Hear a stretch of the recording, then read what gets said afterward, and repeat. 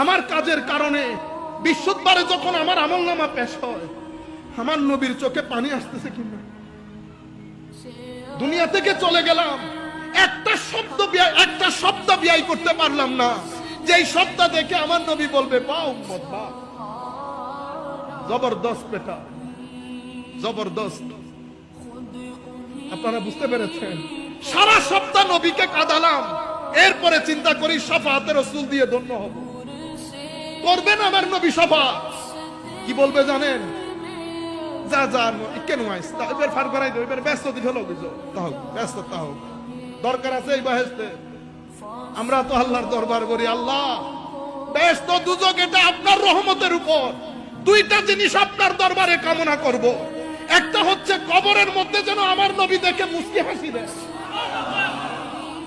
আরেকটা হচ্ছে কিয়ামতের ময়দানে আল্লাহর ওয়ালিরা যখন আল্লাহকে দেখবে, আমরা বলি আল্লাহ জান্নাত জাহান্নাম এক জায়গায়, তোকে দেখা ছাড়া কোথাও যেতে চাই না।